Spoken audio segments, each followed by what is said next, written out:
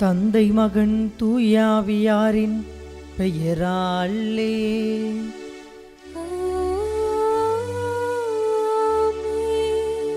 நம் ஆண்டவராகிய இயேசு கிறிஸ்துவின் அருளும் கடவுளின் அன்பும் தூய ஆவியாரின் நட்புறவும் உங்கள் அனைவரோடும் இருப்பதாக.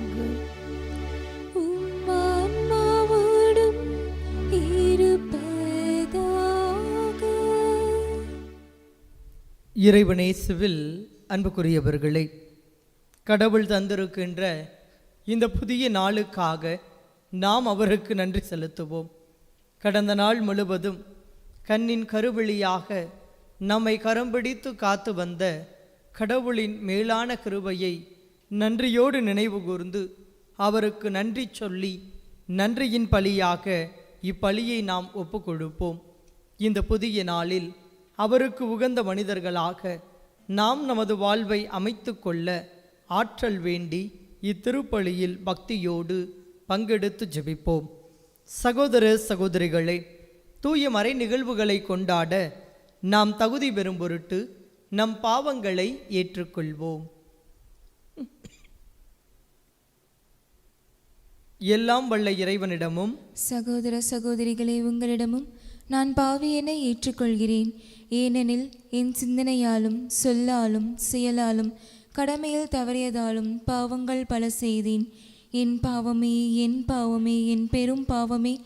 ஆகையால் எப்பொழுதும் கன்னியான புனித மரியாவையும் வானதூதர் புனிதர் அனைவரையும் சகோதர சகோதரிகளே, உங்களையும் நம் இறைவனாகிய ஆண்டவரிடம் எனக்காக வேண்டிக் கொள்ள மன்றாடுகிறேன். எல்லாம் வல்ல இறைவன் நம் மீது இரக்கம் வைத்து நம் பாவங்களை மன்னித்து நம்மை நிலை வாழ்வுக்கு அழைத்துச் செல்வாராக. ஆமேன்.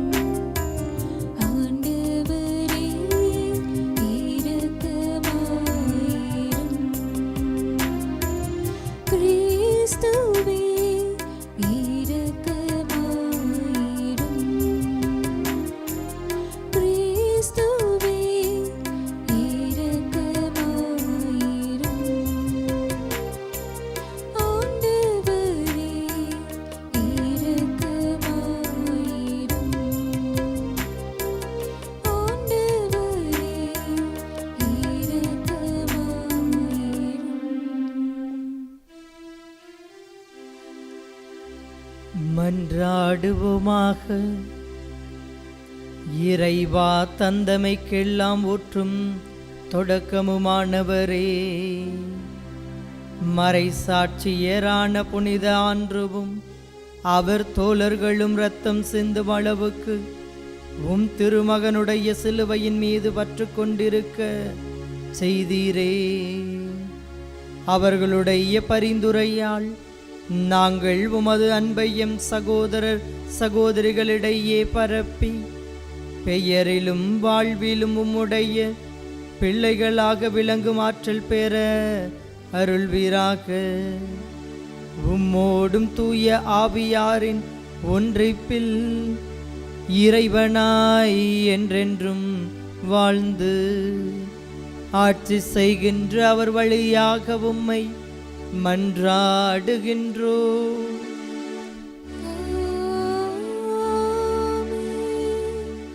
முதல் வாசகம். பாபிலோன் மாநகரே, நீ வீசி எறியப்படுவாய். யோவான் எழுதிய திருவெளிப்பாட்டிலிருந்து வாசகம். அதிகாரம் 18, இறை வசனங்கள் 1, 2 மற்றும் 21, 23 முடிய. அதிகாரம் 19, இறை வசனங்கள் 1 முதல் 3 மற்றும் 9 முடிய. சகோதரர் சகோதரிகளே, வேறொரு வானதுதர் விண்ணகத்திலிருந்து இறங்கி வர கண்டேன். மிகுந்த அதிகாரம் கொண்டிருந்த அவருடைய மாட்சியால் மண்ணகம் ஒளிர்ந்தது. அவர் வல்லமையோடு குரல் எழுப்பி பின்வருமாறு கத்தினார்: வீழ்ந்தது, வீழ்ந்தது பாபிலோன் மாநகர்! அவள் பேய்களின் உறைவிடமாக, அனைத்து தீய ஆவிகளின் பதுங்கிடமாக, தூய்மையற்ற பறவைகள் அனைத்தின் புகலிடமாக, தூய்மையற்ற வெறுக்கத்தக்க விலங்குகளின் இருப்பிடமாக மாறிவிட்டாள். பின்னர் வலிமை வாய்ந்த ஒரு வானதுதர் பெரிய எந்திரக்கல் போன்ற ஒரு கல்லை தூக்கி கடலில் எறிந்து பின்வருமாறு கூறினார்: பாபிலோன் மாநகரே, நீ இவ்வாறு வீசி எறியப்படுவாய். நீ இருந்த இடம் தெரியாமல் அழிந்து விடுவாய். யாழை மீட்டுவோர், பாடகர், குழல் ஊதுவோர், எக்காலம் முழங்குவோர் ஆகியோர் எழுப்பும் இசை இனி உன் நடுவே எழவே எழாது. தொழில் செய்யும் கைவினைஞர் அனைவரும் இனி உன் நடுவே குடியிருக்க மாட்டார்கள். எந்திரக்கல் எழுப்பும் ஒளி இனி உன் நடுவே எழவே எழாது. விளக்கின் ஒளி இனி உன்னகத்தின் ஒளிராது. மணமக்களின் மங்கள ஒளி இனி உன்னகத்தை எழவே எழாது. ஏனெனில் உன் வணிகர்கள் மண்ணுலகின் பெருங்குடி மக்களாய் விளங்கினார்கள். உன் பில்லி சூனியம் எல்லா நாடுகளையும் ஏமாற்றிவிட்டது. இதன் பின் பெருந்திரளான மக்களின் கூச்சல் போன்ற ஒளி விண்ணகத்தில் எழ கேட்டேன். அது பின்வருமாறு முழங்கியது: அல்லேலூயா! மீட்பும் மாட்சியும் வல்லமையும் நம் கடவுளுக்கே உரியன. ஏனெனில் அவருடைய தீர்ப்புகள் உண்மை உள்ளவை, நீதியானவை. தன் பரத்தமையால் மண்ணுலகை அழிவுக்குட்படுத்திய பெயர் போன அந்த விலைமகளுக்கு அவர் தீர்ப்பு வழங்கினார். தம் பணியாளர்களை கொன்றதற்காக அவளை பழிவாங்கினார். மீண்டும் அந்த மக்கள் அல்லேலூயா, அந்த நகர் நடுவிலிருந்து புகை என்றென்றும் மேலே எழுந்த வண்ணம் உள்ளது என்றார்கள். அந்த வானதுதர் என்னிடம், ஆட்டுக்குட்டியின் திருமண விருந்திற்கு அழைக்க பெற்றோர் பேறு பெற்றோர் என எழுது என்று கூறினார். ஆண்டவரின் அருள்வாக்கு. இறைவனுக்கு நன்றி. பதிலுரை பாடல் திருப்பாடல் 100. பல்லவி: செம்மறியின் திருமண விருந்துக்கு அழைக்க பெற்றோர் பேறு பெற்றோர்.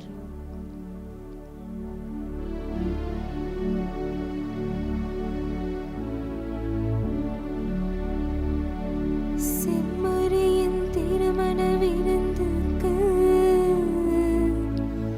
அழைக்க பெற்றோர் பேறு பெற்றோர். செம்மறியின் திருமண விருந்துக்கு அழைக்க பெற்றோர் பேறு பெற்றோர். அனைத்துலகோரே ஆண்டவரை ஆர்ப்பரித்து வாழ்த்துங்கள். ஆண்டவரை மகிழ்ச்சியுடன் வழிபடுங்கள். மகிழ்ச்சி நிறை பாடலுடன் அவர் திருமுன் வாருங்கள். ஆண்டவரே கடவுள் என்று உணருங்கள். அவரே நம்மை படைத்தவர். நாம் அவர் மக்கள், அவர் மேய்க்கும் ஆடுகள். செம்மறியின் திருமண விருந்துக்கு அழைக்க பெற்றோர் பேறு பெற்றோர். நன்றியோடு அவர் திருவாயில்களில் நுழையுங்கள். புகழ் பாடலோடு அவர் தன் முற்றத்திற்கு வாருங்கள். அவருக்கு நன்றி செலுத்தி அவர் பெயரை போற்றுங்கள். ஏனெனில் ஆண்டவர் நல்லவர், என்றும் உள்ளது அவர் தம் பேரன்பு. தலைமுறை தோறும் அவர் நம்பத்தக்கவர். செம்மறியின் திருமண விருந்துக்கு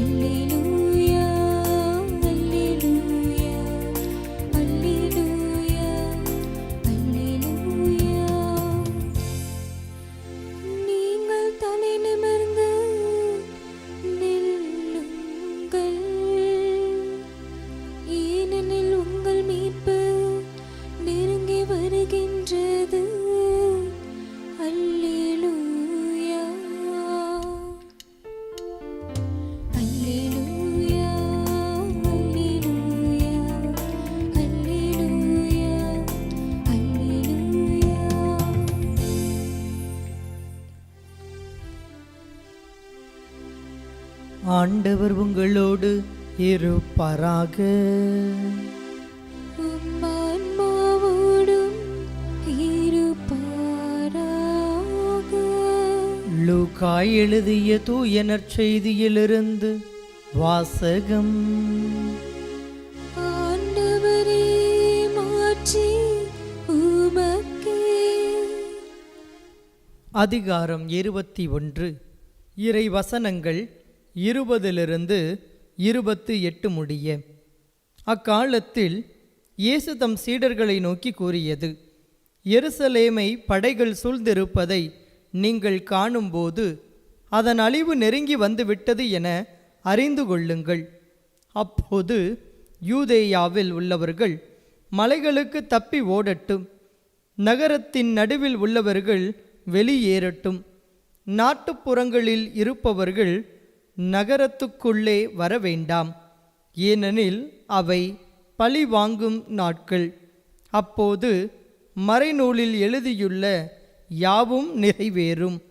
அந்நாட்களில் கருவுற்றிருப்போர், பாலூட்டுவோர் ஆகியோரின் நிலைமை அந்தோ பரிதாபம். ஏனெனில் மண்ணுலகின் மீது பேரிடரும் அம்மக்கள் மீது கடவுளின் சினமும் வரும். அவர்கள் கூரான வாளால் வீழ்த்தப்படுவார்கள். எல்லா நாடுகளுக்கும் சிறைபிடித்து செல்லப்படுவார்கள். பிற இனத்தார் காலம் நிறைவு பெறும் வரை எருசலேம் அவர்களால் மிதிக்கப்படும். மேலும் கதிரவனிலும் நிலவிலும் விண்மீன்களிலும் அடையாளங்கள் தென்படும். மண்ணுலகில் மக்களினங்கள் கடலின் கொந்தளிப்பின் முழக்கத்தினால் கலங்கி என்ன செய்வதென்றே தெரியாது குழப்பமடைவார்கள். உலகிற்கு என்ன நேருமோ என எண்ணி மனிதர் அச்சத்தினால் மயக்கமுறுவர். ஏனெனில் வான்கோள்கள் அதிரும். அப்போது மிகுந்த வல்லமையோடும் மாட்சியோடும் மானிட மகன் மேகங்கள் மீது வருவதை அவர்கள் காண்பார்கள். இவை நிகழத் தொடங்கும் போது நீங்கள் தலை நிமிர்ந்து நில்லுங்கள், ஏனெனில் உங்கள் மீட்பு நெருங்கி வருகின்றது. ஆண்டவரின் அருள்வாக்கு. கிறிஸ்துவே, உமக்கு புகழ். இறைவனேசுவில் அன்புக்குரியவர்களே, இன்றைய நாள் இறை வார்த்தையின் அடிப்படையில் உங்களோடு இணைந்து சிந்திப்பதில் மகிழ்ச்சி அடைகின்றேன். பொது காலத்தின் 34வது வாரத்தில் நாம் ஆண்டவரின் நாள் குறித்தும் இறுதி நாட்கள் குறித்தும் உயிர்ப்பு குறித்தும் ஆழமாக சிந்திக்க அழைக்கப்படுகின்றோம். ஆண்டவரின் நாள் எப்போது வரும் என்பதை எவரும் அறியாதிருக்கின்ற நிலையில் அந்த ஆண்டவரின் நாளுக்கு நம்மை நாமே தகுதி உள்ளவர்களாக மாற்றிக்கொள்ள இன்றைய நாளில் இறை வார்த்தை வழியாக நாம் ஒவ்வொருவருமே அழைக்கப்படுகின்றோம். பல நேரங்களில் இறை வார்த்தையை மனதில் கொண்டு திரித்து கூறக்கூடிய மனிதர்கள் நம்மிடையே பலரும் உண்டு. பலவிதமான போர்களும் பலவிதமான சண்டை சச்சரவுகளும் எழும் என்ற ஆண்டவரின் வார்த்தைகளை அடிப்படையாக கொண்டு உலகில் நடக்கின்ற போர்களின் போதும் இயற்கை சீற்றங்களின் போதும் கொடிய நோய்களின் போதும் இந்த உலகம் முடிவுக்கு வந்துவிட்டது. ஆண்டவர் உரைத்தது போல அனைத்தும் நடந்துவிட்டது, மானிட மகன் வரப்போகிறார் என்று சொல்லுகின்ற மனிதர்கள் பலர் நம்மிடையே பல நேரங்களில் தோன்றி மறையலாம்.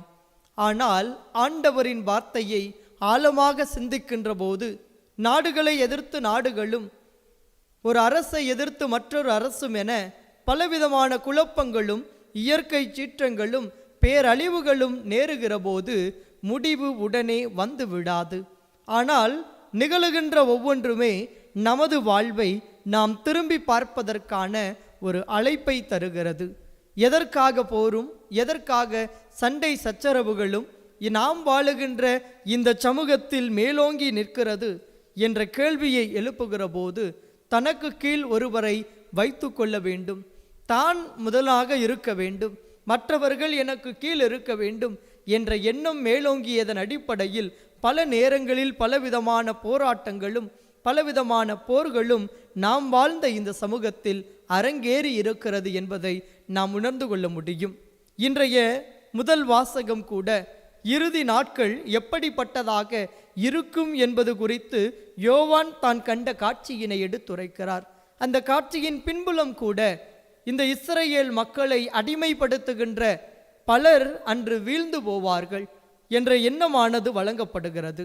இன்றைய நற்செய்தி வாசகத்தில் கூட ஆண்டவர் இயேசு கிறிஸ்து எருசலேம் நகரின் அழிவை குறித்து பேசுகின்றார்.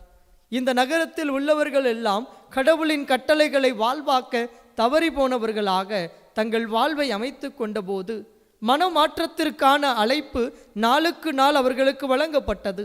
வழங்கப்பட்ட இந்த இறை வார்த்தையின் அடிப்படையில் தங்கள் வாழ்வை சுயாய்வு செய்து நல்லதொரு மாற்றத்தை முன்னெடுத்து கொள்ளாத அவர்கள் பலவிதமான துன்பங்களுக்கு உள்ளாவார்கள் என்பதை இயேசு எடுத்துரைக்கிறார். இந்த துன்பங்கள் வருகிற போதெல்லாம் ஐயோ என்று நாம் கலங்குவதை விட கடவுளுக்கு உகந்த ஒரு வாழ்வை வாழ்ந்த ஒவ்வொருவருமே தலை நிமிர்ந்து நிற்பதற்கு அழைக்கப்படுகின்றோம்.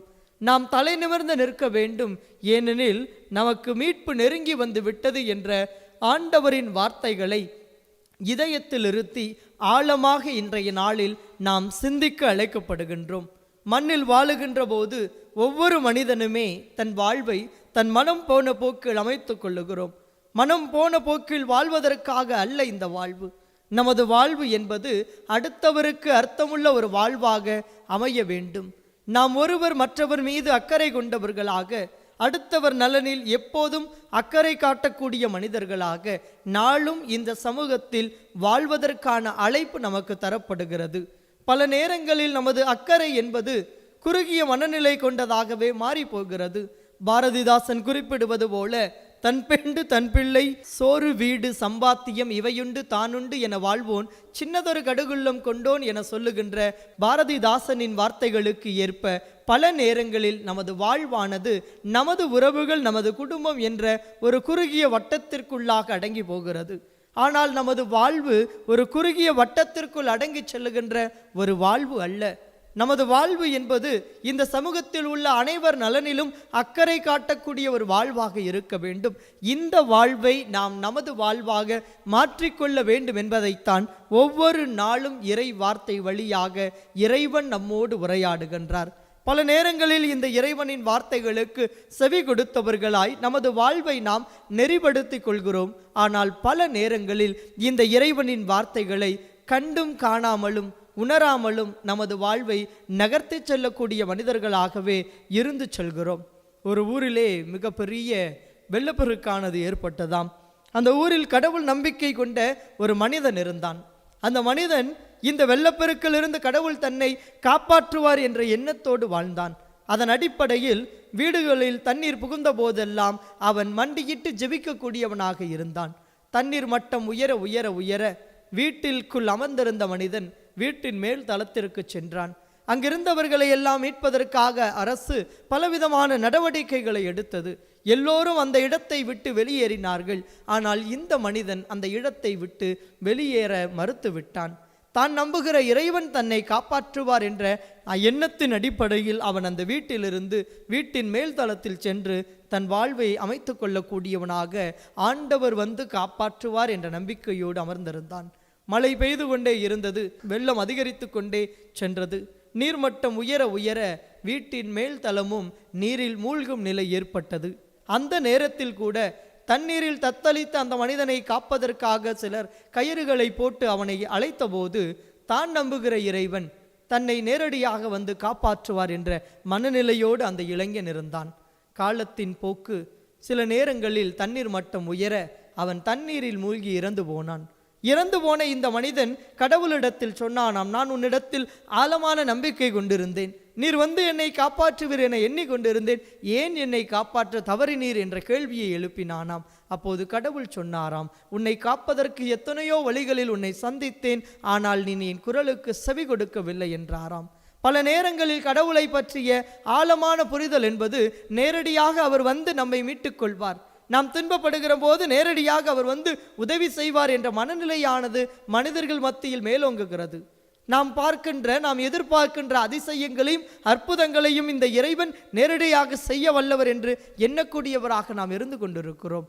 ஆனால் ஆண்டவர் பல மனிதர்கள் வழியாகவே இந்த சமூகத்தில் நெடுநாட்களாக உரையாடி கொண்டிருக்கின்றார். பல மனிதர்கள் வழியாகத்தான் நாம் செய்கிற தவறுகளை நமக்கு சுட்டிக்காட்டக்கூடியவராக இருக்கின்றார். நாம் செல்லுகின்ற பாதை தவறு என்பதை பல மனிதர்கள் வழியாக சுட்டி காண்பித்து நல்லதொரு மாற்றத்தை முன்னெடுத்தவர்களாய் வாழ்வை மாற்றிக்கொண்டு ஆண்டவருக்கு உகந்த ஒரு வாழ்வை நீங்களும் நானும் வாழ வேண்டும் என்பதை நெடுங்காலமாகவே இறைவன் செய்து கொண்டிருக்கிறார். பல நேரங்களில் மனிதர்களுடைய பேச்சுக்களை நாம் வெறுமனே எடுத்துவிட்டு நகர்ந்து விடுகிறோம். கடவுள் பல நேரங்களில் இந்த மனிதர்கள் வழியாகத்தான் நம்மோடு உரையாடி கொண்டிருக்கிறார். இறை வார்த்தையின் அடிப்படையில், இறை வார்த்தைக்கான விளக்கத்தின் அடிப்படையில் கடவுள் நம்மோடு அனுதினமும் உரையாடுகிறார்.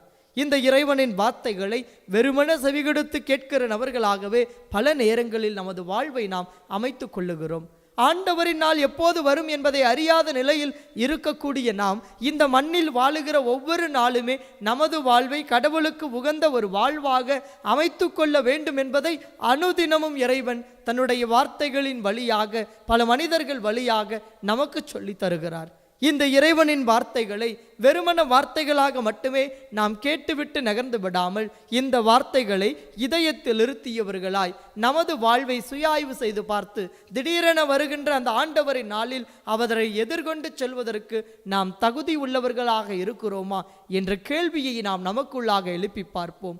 ஒரு ஆண்டின் முடிவு வருகிற போதெல்லாம் இந்த உலகம் அழிவை சந்திக்க போகிறது என சொல்லுகின்ற நபர்கள் அதிகமாக இருக்கலாம்.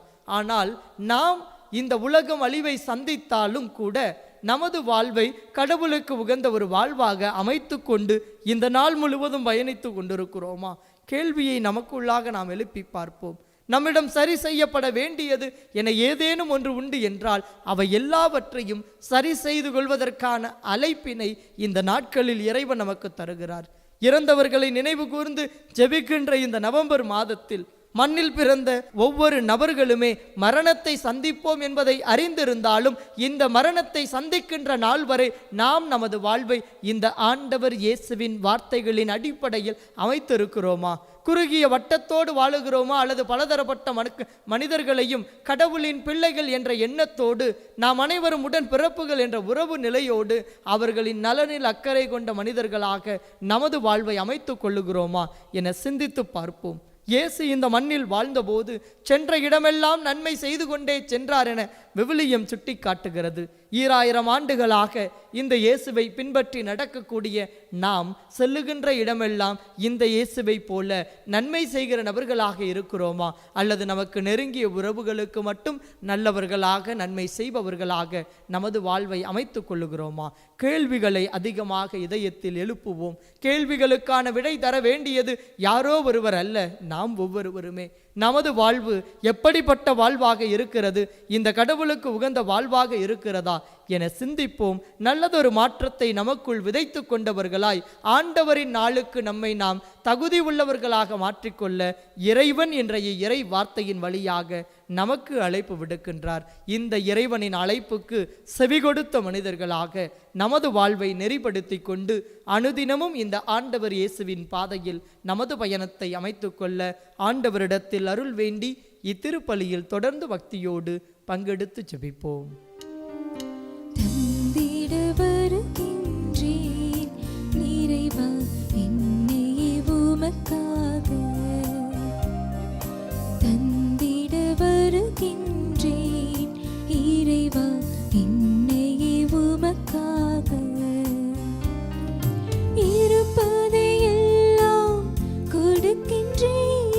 கொடுத்தவர் நீரென்றோ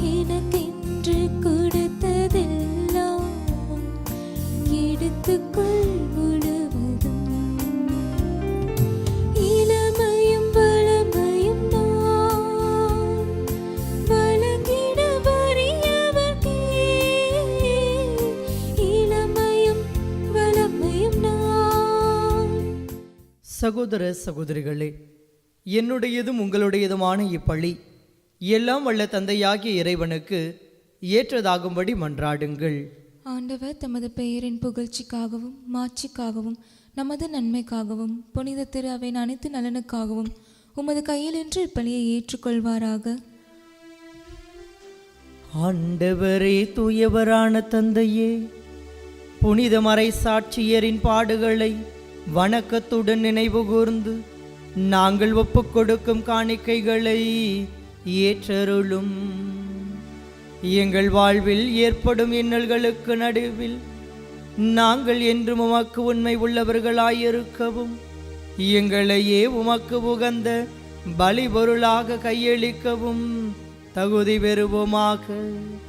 எங்கள் ஆண்டவராகிய கிறிஸ்து வழியாக உம்மை மன்றாடுகின்றோ.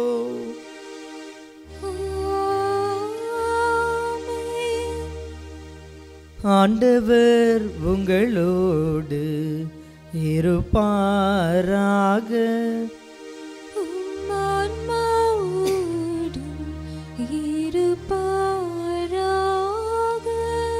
இதயங்களை மேலே எழுப்புங்கள், ஆண்டவரிடம் எழுப்பியுள்ளோம். நம் இறைவனாகிய ஆண்டவருக்கு நன்றி கூறுவோம். அது தகுதியும் நீதியும் ஆனதே. ஆண்டவரே, தூயவரான தந்தையே, என்றுமுள்ள எல்லாம் வல்ல இறைவா, எந்நாளும் எவ்விடத்திலும் நாங்கள் உமக்கு நன்றி செலுத்துவது மெய்யாகவே தகுதியும் நீதியும் ஆகும். எங்கள் கடமையும் மீட்புக்குரிய செயலுமாகும். ஏனெனில் எங்கள் புகழுரை உமக்கு தேவையன்று, ஆயினும் நாங்கள் உமக்கு நன்றி செலுத்துவது உமது அருள் கொடையாலே. நாங்கள் உம்மை புகழ்ந்துரைப்பது உமது மாட்சியை மிகுதிப்படுத்தாது, எனினும் எங்கள் ஆண்டவராகிய கிறிஸ்து வழியாக நாங்கள் மீட்பு அடையாது பயன்படுகின்றது. ஆகவே வானதூதர் திரளோடு ஒன்று சேர்ந்து நாங்களும் உம்மை புகழ்ந்தேத்தி மகிழ்ச்சியுடன் அறிக்கையிட்டு பாடுவதாவது: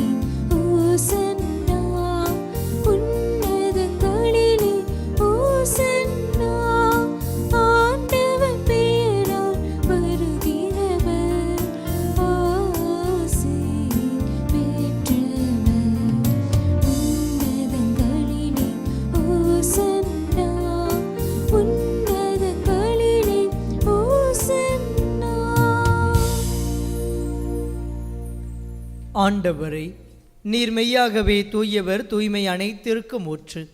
ஆகவே உம்முடைய ஆவியை பொழிந்து இக்காணிக்கைகளை தூய்மைப்படுத்த உம்மை வேண்டுகிறோம். இவ்வாறு எங்கள் ஆண்டவர் இயேசு கிறிஸ்துவின் உடலும் இரத்தமுமாக எங்களுக்கு இவை மாறுவனவாக.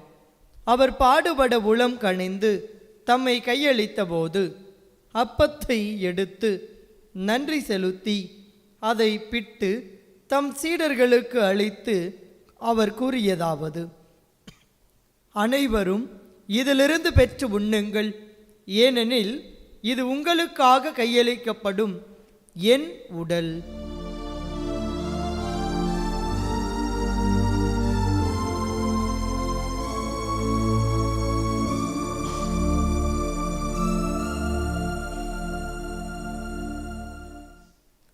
அவ்வண்ணமே இரவு விருந்தை அருந்தியபின் கிண்ணத்தையும் எடுத்து மீண்டும் உமக்கு நன்றி கூறி தம் சீடர்களுக்கு அளித்து அவர் கூறியதாவது: அனைவரும் இதிலிருந்து பெற்று பருகுங்கள், ஏனெனில் இது புதிய நிலையான உடன்படிக்கைக்கு உரிய என் இரத்தத்தின் கிண்ணம். இது பாவ மன்னிப்புக்கென்று உங்களுக்காகவும் பலருக்காகவும் சிந்தப்படும். இதை என் நினைவாகச் செய்யுங்கள்.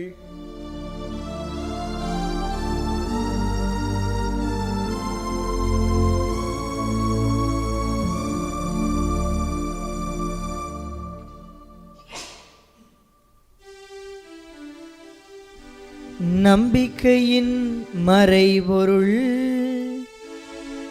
ஆண்டவரே,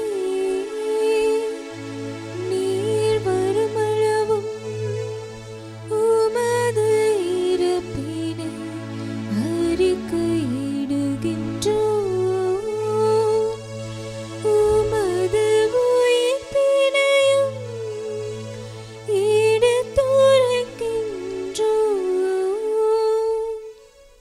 ஆகவே ஆண்டவரே, நாங்கள் கிறிஸ்துவின் இறப்பினையும் உயிர்ப்பினையும் நினைவு கூர்ந்து வாழ்வு தரும் அப்பத்தையும் மீட்பளிக்கும் கிண்ணத்தையும் உமக்கு ஒப்பு கொடுக்கிறோம்.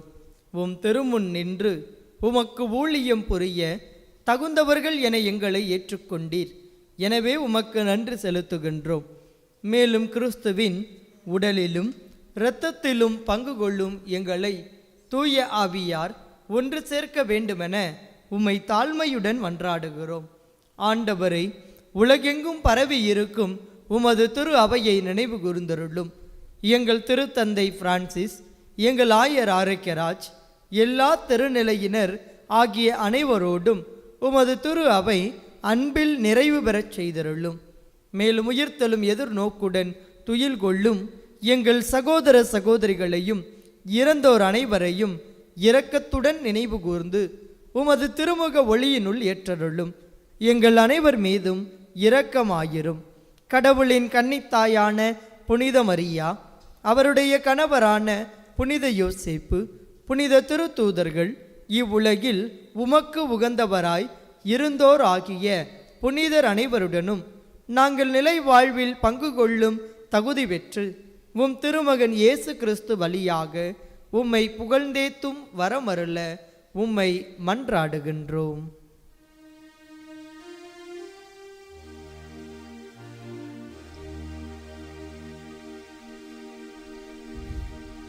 இவர் வழியாக இவரோடு இவரில் எல்லாம் வல்ல இறைவனாகிய தந்தையே,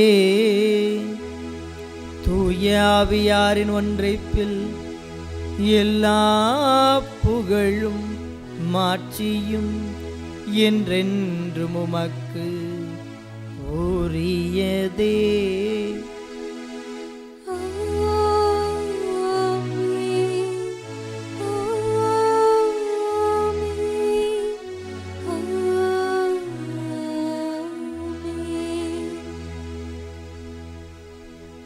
மீட்பரின் கட்டளையால் கற்பிக்கப்பட்டு இறை படிப்பினையால் பயிற்சி பெற்ற நாம் துணிந்து பாடுவோம். விண்ணுலகில் இருக்கின்ற எங்கள் தந்தையே, உமது பெயர் தூயதென போற்ற பெருக. உமது ஆட்சி வருக. உமது திருவுள்ளம் விண்ணுலகில் நிறைவேறுவது போல மண்ணுலகிலும் நிறைவேறுக. எங்கள் அன்றாட உணவை இன்று எங்களுக்கு தாரும். எங்களுக்கு எதிராக குற்றம் செய்வோரை நாங்கள் மன்னிப்பது போல எங்கள் குற்றங்களை மன்னியும். எங்களை சோதனைக்கு உட்படுத்தாதையும், தீமையிலிருந்து எங்களை ஆண்டவரே, தீமை அனைத்திலுமிருந்து எங்களை விடுவித்து எங்கள் வாழ்நாளில் அமைதியை கனிவுடன் அருள உம்மை மன்றாடுகின்றோம். உமது இரக்கத்தின் உதவியால் நாங்கள் பாவத்திலிருந்து எப்போதும் விடுதலை பெற்று யாதொரு கலக்கமுமின்றி நலமாய் இருப்போமாக. நாங்கள் எதிர்நோக்கி இருக்கும் பேரின்பத்திற்காகவும் எம் மீட்பராகிய இயேசு கிறிஸ்துவின் வருகைக்காகவும் காத்திருக்கின்றோம். ஏனெனில் ஆட்சியும் வல்லமையும் மாட்சியும் என்றென்றும் உமதே. ஆண்டவரே இயேசு கிறிஸ்துவே, அமைதியை உங்களுக்கு விட்டுச் செல்கின்றேன், என் அமைதியையே உங்களுக்கு அளிக்கின்றேன் என்று உம் திரு தூதர்களுக்கு மொழிந்தீரே. எங்கள் பாவங்களை பாராமல் உமது திரு அவையின் நம்பிக்கையை கண்ணோக்கி உமது திருவுளத்திற்கு ஏற்ப அதற்கு அமைதியையும் ஒற்றுமையையும் அளித்தருள்வீராக. என்றென்றும் வாழ்ந்து ஆட்சி செய்கின்றவர் நீரே. ஆமென். ஆண்டவருடைய அமைதி உங்களோடு என்றும் இருப்பதாக. உம் ஆன்மாவோடும் இருப்பதாக. ஒருவருக்கொருவர் நம் ஆண்டவர் இயேசு கிறிஸ்து வழங்கும் அமைதியை மகிழ்வோடு மற்றவரிடம் பகிர்ந்து கொள்வோம். உலகின் பாவங்களை போக்கும் இறைவனின் செம்மறியே, எங்கள் மேல் இரக்கமாயிரும். உலகின் பாவங்களை போக்கும் இறைவனின் செம்மறியே, எங்கள் மேல் இரக்கமாயிரும். உலகின் பாவங்களை போக்கும் இறைவனின் செம்மறியே, எங்களுக்கு அமைதியை அளித்தருளும்.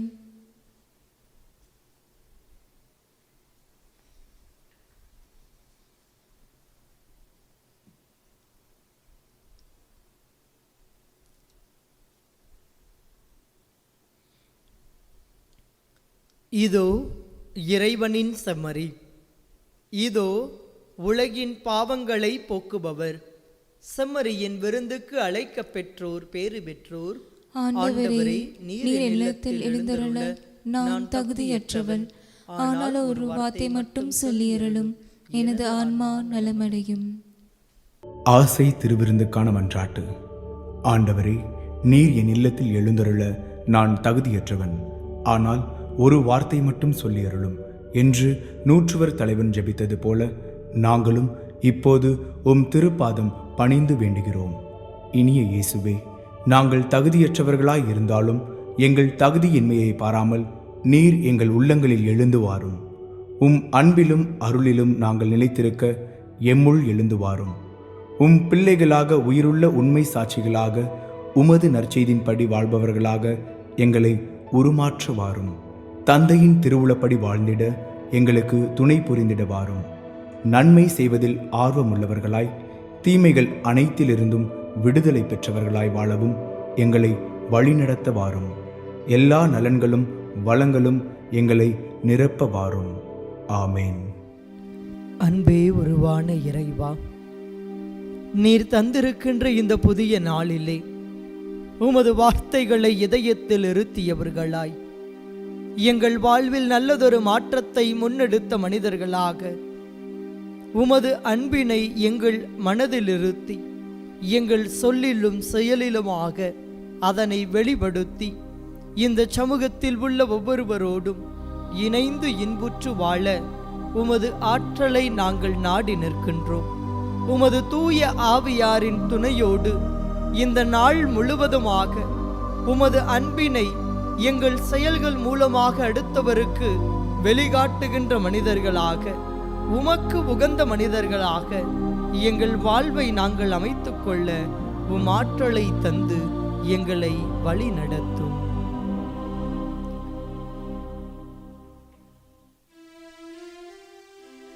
மன்றாடுவோமாக.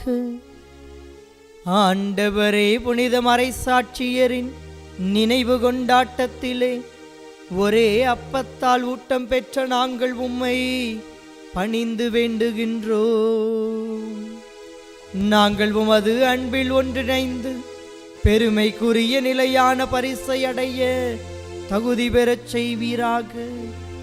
எங்கள் ஆண்டவராகிய கிறிஸ்து வழியாக உம்மை மன்றாடுகின்றோம்.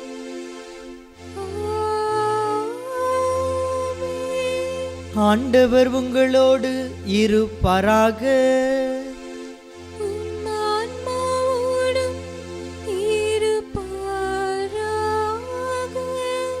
எல்லாம் வல்ல இறைவன் தந்தை மகன் தூய ஆவியார் உங்களை ஆசிர்வதிப்பாராக.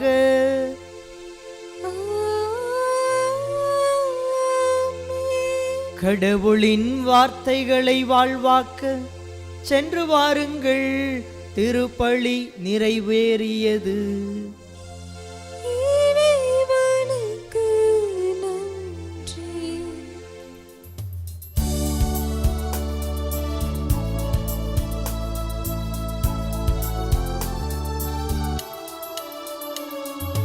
உந்தன் கைகளெல்லாம் சின்ன பிள்ளையாய் தவழ்ந்தாட வேண்டும் செல்ல மலராய்.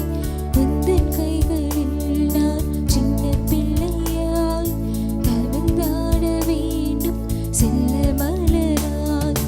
இந்த நுயிரை நான் உந்த நிழலில் வளர்ந்தாக வேண்டும் வளர்பிறையாய் வளர்ந்தாக வேண்டும் வளர்பிறையாய். உந்தன் கைகளெல்லாம் சின்ன பிள்ளையாய் தவழ்ந்தாட வேண்டும் செல்ல மலராய்.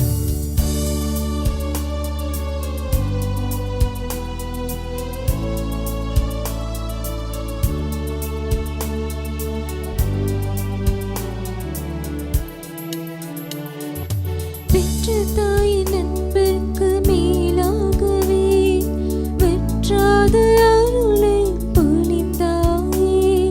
பெற்ற தாயின் அன்பிற்கு மேலாகவே வற்றாத அருளை பொழிந்தாயே.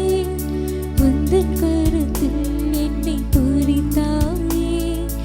என்னை முழுதும் நீ அறிந்தாயே. உந்தன் கைகளெல்லாம் சின்ன பிள்ளையாய் தவழ்ந்தாட வேண்டும் செல்ல மலராய். உந்தன் கைகளெல்லாம் சின்ன பிள்ளையாய் தவழ்ந்தாட வேண்டும் செல்ல மலராய்.